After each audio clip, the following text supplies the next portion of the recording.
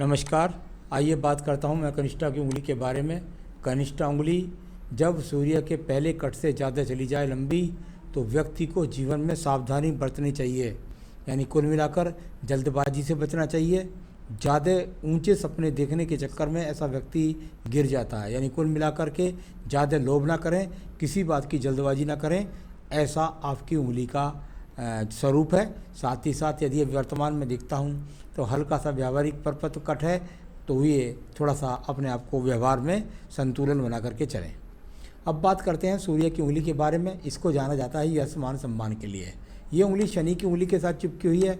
माता पिता की सेवा करते हैं, उनका संग बुढ़ापे में सेवा करते हैं, इस प्रकार की यहाँ पर स्थिति है। साथ ही साथ यहाँ व्यवहारिक पर्व है, इस पर थोड़ा कट है। यानी कुल मिलाकर के अगर राज्य सरकार से किसी काम को निकालना है तो अपने व्यवहार को बिल्कुल संतुलित करके चलना होगा। इस प्रकार को साथ ही साथ क्रोध से बचना होगा। थोड़ा सा सूर्य की उंगली जो होती है थोड़ा क्रोध के लिए जानी जाती है। और साथ ही साथ अगर ये कहूँ तो कभी कभी यहाँ पेट में पेचिश जैसे रोगों के लिए या आँखों के रोगों के लिए इसमें भी आपको सावधानी बरतनी है। अब बात करते हैं यहाँ पर सीधा सीधा शनि की उंगली की। शनि की उंगली और इसको जाना जाता है अच्छे स्वास्थ्य के लिए और धन की स्थिति के लिए। वर्तमान में कुछ रेखाएं हैं छोटी मोटी, जिनका स्वरूप ज़्यादा दिन तक नहीं चलने वाला है। कट के रूप में मैं समझता हूँ 7-8 महीने और चलेंगी ज़्यादा ये। तो ये अपने आप में स्थिति आपकी आगे सुधरने वाली है। कुल मिलाकर के कह सकता हूँ कि थोड़ा सा अभी स्वास्थ्य से भी कुछ परेशान है और थोड़ा बहुत धन की स्थिति से परेशान है। अब बात करते हैं, या कभी कभी कर्ज के रूप में भी ये रेखाएँ रहती हैं। जब कर्ज मिट जाता है तब रेखाएँ मिट जाती हैं। आइए बात करता हूँ बृहस्पति की उंगली की। ये जानी जाती है संतान सुख के लिए, साथ ही साथ जानी जाती है अच्छे धन के आवक के लिए, भगवान की कृपा से और धन प्राप्त करने के लिए। जो नीचे वाला पर्व है उसको धन प्राप्ति का पर्व बोलते हैं। तो कुल मिलाकर उस पर थोड़ी सी इस समय स्थिति, यानी भगवान की कुल मिलाकर इस समय थोड़ी कृपा कम है। कुल मिलाकर संतान का सुख सहयोग भी है और पत्नी का सुख सहयोग भी है। तो ये इस प्रकार से थोड़ा धन का संघर्ष है, हो जाएगा ठीक, कोई बात नहीं है। आइए बात करते हैं इसके बाद में आपके बुध पर्वत के बारे में। बुध का पर्वत हमेशा जाना जाता है अच्छी बुद्धि कौशलता के लिए, साथ ही साथ अच्छे धन के आवक के लिए। यहाँ पर अगर मैं देखता हूँ तो अभी कोई ऐसी स्थायित्व मजबूत रेखा नहीं मिली जिसके द्वारा मैं कह सकूँ आपसे कि आपके जीवन के अंदर आपका अभी संतान से सहयोग मिल जाएगा। अभी तो संतान पे आप ही खर्च करेंगे। साथ ही साथ कुल मिलाकर के धन के अच्छे आगमन यहाँ पर नहीं हैं। तो कुल मिलाकर धन के अच्छे आगमन के प्रतीक यहाँ पर कहीं भी नज़र नहीं आ रहे हैं। हो सकता है आने वाले समय में कुछ रेखाएं बनने वाली दिखाई देती हैं, वो बन जाएं। सूर्य के पर्वत की बात करता हूँ। सूर्य का पर्वत जाना जाता है राज्य सरकार की नौकरी के लिए, जाना जाता है दूर देश से यात्राओं के लिए। और ये रेखा जा रही है आपकी एक दूसरी हृदय रेखा के रूप में। यह आपके मन की स्थिति को, इसको बाद में बोलूँगा, पहले मैं सूर्य रेखा को बोल लेता हूँ। तो ये सूर्य रेखा और यहाँ कुल मिलाकर के बता रही है कि आगे हो जाइए तैयार। यदि आपको अपना करना है व्यापार तो उसके लिए आपको ट्रेडिंग को भी अपने साथ जोड़ना होगा। यानी दूर दूर तक भागदौड़ आपको आगे आने वाले समय में काफ़ी करने वाली है। यहाँ स्थिति इस बात को बताती है। इसके बाद बात करूँगा आपके धन के पर्व के बारे में। धन का पर्व और कुल मिलाकर अभी उलझी हुई रेखाओं के रूप में है। यानी कि वर्तमान की स्थिति में यदि कहूँ तो यहाँ ये धन का पर्व इसलिए देखा जाता है कि इससे हम नीचे की भाग्य रेखा का अवलोकन करते हैं। यहाँ पर अभी भाग दौड़ ये सब चीज़ें दिखलाई पड़ती हैं। यानी कुल मिलाकर धन की स्थिति वर्तमान में बहुत ज़्यादा अच्छी नहीं दिखलाई पड़ रही। यहाँ इस पर को बताने वाला आपका ये पर्व है। बृहस्पति के पर्व को जाना जाता है व्यक्ति के जीवन के अंदर अगर अच्छे मकान के लिए, साथ ही साथ जाना जाता है लग्जरियस जीवन के लिए और कुल मिलाकर के संतान से सुख सहयोग के लिए। यहाँ से ये भागदौड़ भरी रेखाएं और बहुत सारी रेखाओं के रूप में ये रेखाएं इतनी सारी हैं मंगल की तरफ से निकल रही हैं कि हो जाइए तैयार। आपको जीवन में अब आगे काफ़ी भागदौड़ करने वाली है और उसके बाद फिर आपकी स्थिति और मजबूत होती चली जाएगी। लेकिन अभी भाग दौड़ की बहुत सारी रेखा यहाँ पर विराजमान है। तो ये इस प्रकार से मैंने आपको बताया। अब एक और रेखा के बारे में बात करता हूँ। इस रेखा का संबंध मंगल पर्वत से निकल करके सूर्य पर्वत के साथ चली गई है। ये रेखा मंगल पर्वत से निकली और सूर्य पर्वत, यानी कि बहुत मेहनत करनी पड़ेगी, बहुत भागदौड़ करनी पड़ेगी। इस प्रकार की पक्की रेखा यहाँ पर मौजूद है। अब बात करते हैं आपकी हृदय रेखा के बारे में। हृदय रेखा यहाँ पर यदि देखता हूँ तो इसमें कोई किसी बड़े रोग की संभावना नहीं। कुल मिलाकर एक ऊपर दूसरी हृदय रेखा भी मैंने आपको बताई थी। जब बुध पर्वत से व्यक्ति के सूर्य रेखा दूसरी हृदय रेखा निकले तो व्यक्ति अपने जीवन में यहाँ अच्छी योजनाओं के द्वारा और धन की प्राप्ति कर लेता है और साथ ही साथ मन से व्यक्ति बहुत अच्छा होता है। ये दूसरी हृदय रेखा है। तो कुल मिलाकर अभी किसी बड़े रोग की संभावना नहीं है। साथ ही साथ यहाँ से जो रेखा थी वो एक मंगल से निकल कर सूर्य पर्वत, यानी आगे भाग दौड़ काफ़ी होने वाली है। थोड़ा पत्नी से संबंध भी अच्छे बनाकर आपको रखने पड़ेंगे। यहाँ अपने आप पर थोड़ा कमांड रखें, जल्दबाजी से क्रोध से बचना होगा आपको। चलिए अब बात करते हैं इसके बाद में सीधा मंगल रेखाओं के, मंगल पर्वत के बारे में।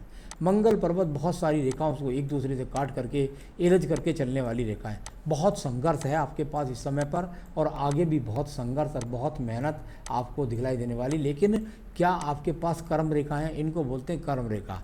सुस्त आदमी नहीं है, कर्म करने वाले हैं, भले ही भागदौड़ करनी पड़ेगी, आप तैयार हैं। तो ये कर्म रेखा यदि नहीं होती है तो व्यक्ति बैठ करके सपने देखता है। चलिए अब ये बात हो गई। इसके बाद बात करता हूँ मैं आपकी बुद्धि रेखा के बारे में। बुद्धि रेखा और एकदम पहले समानांतर चलती हुई एकदम डाउन हो गई, यानी कि कुल मिलाकर के जब इस तरह से एकदम डाउन हो जाए तो व्यक्ति कई बार अपने जीवन के अंदर बिल्कुल एकदम ऐसा महसूस करता है कि हारा हुआ सा महसूस करता है। तो इस बात का आपके जीवन में आता रहेगा, ये सब चलती रहेगा, पीछे भी हुआ होगा, आगे भी ऐसा हो सकता है। साथ ही साथ इस रेखा का संबंध चंद्र पर्वत से भी है, यानी कुल मिलाकर तैयार हो जाइए। वो फिर दिखाई दे रहा है कि जो चीज़ है उसको आप सप्लाई करने के लिए आपको दूर दूर जाना होगा। चलिए अब बात हो गई यहाँ पर, तो आपके पास दिमाग है, वो योजना है। द्वितीय पर्वत मंगल, झगड़ा झंझट मुकदमे रोग एक्सीडेंट इनके लिए जाना जाता है। यहाँ कुछ भी ऐसी रेखा नहीं है जो आपको इनका सामना करना पड़े। चंद्र पर्वत की बात करता हूँ। चंद्र पर्वत जाना जाता है व्यक्ति के जीवन के अंदर का, अगर यहाँ धुंधली धुंधली रेखाओं के रूप में है, लेकिन ये बहुत ज़्यादा भाग दौड़ को ही दर्शा रहा है। कोई भी बड़े रोग के संकेत यहाँ नहीं है। यहाँ से उठने वाली रेखाएं और साथ ही साथ इस तरह से ये कहते हैं प्रोग्रेसिव रेखाएं, यानी कि ऊर्जा की रेखाएं। और आप व्यक्ति अपने जीवन के अंदर प्रगति के लिए संघर्षशील है और संघर्ष करना पड़ेगा आपको। तो ये सब इस तरह एनर्जिक रेखाओं के रूप में जानी जाती हैं। साथ ही साथ कोई बड़े रोग के संकेत यहाँ पर नज़र नहीं आए। इसके बाद बात करूँगा मैं आपकी व्यापारिक रेखा के बारे में। व्यापारिक रेखा का संबंध भी शुक्र पर्वत के अंदर से निकलने वाली रेखाओं के रूप में है। कुल मिलाकर के तैयार हो जाइए। फिर वही संकेत यहाँ पर दोबारा निकल कर के आया। अगर आप व्यापार में ट्रेडिंग ज़्यादा जोड़ेंगे तो यहाँ आपको अच्छा खासा लाभ भी मिलेगा। तो कुल मिलाकर के ये आपके पास व्यापारिक रेखा अभी मजबूत नहीं है। वह है व्यापारिक रेखा लेकिन मजबूत नहीं है। अब बात करेंगे इसके बाद हम आपकी भाग्य रेखा के बारे में। भाग्य रेखा और यहाँ हाथ से निकल कर के और सीधा सीधा ये आपके जीवन के 40 वर्ष तक पहुँच गई। और इसके बाद एक दूसरा उदय इस 40 वर्ष की रेखा के बाद हुआ और ये उदय दूसरा हुआ। यानी इस तरह से भाग्य रेखा हुई। अब मैं सवाल का जवाब दूंगा आपको यहाँ से कि भाग्य रेखा क्या करवाना चाहती है आपसे। तो भाग्य रेखा भी आपके पास है। अब बात करते हैं इसके बाद में शुक्र पर्वत के बारे में। शुक्र पर्वत जाना जाता है अच्छे संसाधनों के लिए। यहाँ पर शुक्र पर्वत अभी काफ़ी पीड़ित है, यानी पत्नी से संबंध तो अच्छे हैं लेकिन संसाधन कुल मिलाकर अच्छे नहीं हैं। तो ये शुक्र पर्वत हो गया। अच्छे संसाधन नज़र नहीं आ रहे, लग्जरियस जीवन का कोई सवाल ही पैदा नहीं होता। तो यहाँ बहुत सारी चीज़ें दिखलाने वाली स्थिति है। आयु रेखा की बात करता हूँ। आयु रेखा और हाथ में निकल करके और ये अपने आप में काफ़ी नीचे जा कर के इस प्रकार से लगभग 75 वर्ष तक पहुँच गई है।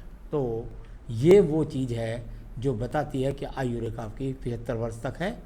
तो सारी हाथ की रेखाएं मैंने पढ़ ली हैं। कुछ सवालों के द्वारा मैं आपको जवाब दे रहा हूँ। आपका, मुझे सरकारी योजना का लोन लेना है, बैंक से बिजनेस के लिए ले सकता हूँ क्या? यहाँ जब मैं भाग्य रेखा का वर्णन कर रहा था तो मैंने बताया था कि 40 वर्ष के बाद आपकी दूसरी भाग्य रेखा का उदय हो गया। अमूमन वो जगह 35 वर्ष होती है, लेकिन आपकी क्योंकि मस्तिष्क रेखा थोड़ी उठी हुई है, हृदय रेखा के थोड़ा सा नज़दीक है, तो कुल मिलाकर के ये 40वें वर्ष में आपका नया उदय कर रही है। ये आपकी भाग्य रेखा। इसका मतलब आपको सरकारी योजना का लाभ उठा लेना चाहिए, आपको वो लोन ले लेने चाहिए। आपने कहा मसालों का बिजनेस शुरू कर रहा हूँ, इसमें मुझे सफलता मिलेगी क्या? मसालों का जब बिजनेस की बात होती है तो देखा जाता है व्यक्ति का शनि का रोल देखा जाता है कि शनि का रोल कैसा है। यहाँ शनि का रोल सामान्य रूप से इस समय भागदौड़ करवाने के लिए स्थिति के अंदर ही मौजूद है। तो शनि का रोल थोड़ा देखा जाएगा, कुछ बुध का रोल देखा जाएगा, कुल मिलाकर के मिश्रित रोल यहाँ पर ठीक ठाक है। आप इस काम को कर सकते हैं, लेकिन मैं बार बार कह रहा हूँ ट्रेडिंग से जोड़ना होगा, यानी कि आप मैन्युफैक्चरिंग तो होती रहेगी, उसके साथ साथ आप उसको ट्रेडिंग करेंगे। जितना दूर दूर जाकर दुकानों पर सप्लाई करेंगे या दूसरे प्रांतों में सप्लाई करेंगे उतना आपके लिए अच्छा रहेगा। तो कुल मिलाकर इस बिजनेस को आप कर सकते हैं। आपने कहा मेरे ऊपर किसी की धोखेबाजी के कारण कर्ज है, कब तक मुक्त हो सकूँगा? जब व्यक्ति के हाथ में 2 हृदय रेखा होती हैं तो व्यक्ति मन से बहुत पवित्र होता है और उस व्यक्ति को कोई लोग ठग लेते हैं। थोड़ा सा देखें तो हाथ में शुक्र वलय सा प्रतीत होता है, लेकिन ये जब शुक्र वलय पीड़ित होता है तो व्यक्ति के जीवन के अंदर संसाधनों में कमी को भी लाता है, और ऐसा व्यक्ति की हृदय रेखा को ये शुक्र वलय काटे तो व्यक्ति ठगा भी जाता है। तो मन से पवित्र होने के साथ ऐसा हुआ आपके साथ में, कोई बात नहीं, जो हो गया उसे भूल जाइएगा। मेरी किस्मत में सरकारी नौकरी है क्या? अगर है तो कब और कैसी? बिल्कुल भी नहीं, प्रयास ही मत कीजिए, अपने एक ही तरफ, इस टारगेट की तरफ लग जाइएगा। कब तक मैं सफल व्यक्ति बनूंगा? मुझे कोई अधिकार नहीं बनता है मैं किसी व्यक्ति को बहका कर रखूं। यहाँ आज से लेकर के और लगभग 4 साल तक आपके पास सुनहरा भविष्य है। उसके बाद एक राहु रेखा इस तरीके से यहाँ काट रही है। ये वो रेखा है जो बता रही है कि आपको लगभग आपकी इस समय 40 वर्ष उम्र है, 44 से 45वें वर्ष के बीच में आपको किसी बड़ी उठापटक का सामना करना पड़ सकता है। या तो व्यापार में उठापटक का, या ऐसा हो सकता है कि आप बड़ा इन्वेस्टमेंट मकान बनाने में कर दें, उसके कारण आपके व्यापार थोड़ा हिल जाए। तो कुछ ना कुछ ऐसा उठापटक, थोड़ा स्वास्थ्य का ध्यान उस समय पर आपको देखना पड़ेगा, और संघर्ष फिर आपका मतलब नॉर्मल रूप से काम इस तरह चलता रहेगा। कुल मिलाकर के तो सफल व्यक्ति की परिभाषा जो बहुत शानदार है उस तरह का मैं नहीं बोल सकता, लेकिन हाँ कुल मिलाकर के आपका काम जीवन में चलता रहेगा, घबराने की कोई आवश्यकता नहीं है। बहुत आगे तक बोलना मेरे अधिकार में नहीं है, न जाने कितनी खराब रेखाएं उस समय मिट जाएं। अभी तो बिल्कुल आप 5 साल मज़े लीजिए और अपना धीरे धीरे कर्ज भी उतारिए और अपना काम भी करिए। मेरे परिवार और मेरी सेहत के बारे में बता दें। आपकी सेहत के बारे में जहाँ तक सवाल है आपको ध्यान रखना होगा थोड़ा सा, कोई बहुत बड़ी खराबी की बात नहीं है। परिवार की सेहत का बात, उसके बारे में आपके परिवार से पता लगेगा। तो यहाँ मैंने इसकी सारी रेखाओं पर्वतों को पढ़ा, आपको बताता हूँ कि आपका रतन क्या बनता है। आपका रतन बनता है एक पुखराज। आप बेहतरीन सा पुखराज इस उंगली में बनिए, आपके व्यापार में तरक्की देगा, आपके काम में तरक्की देगा, आपको काफ़ी चीज़ इसके द्वारा प्राप्त होने वाली है।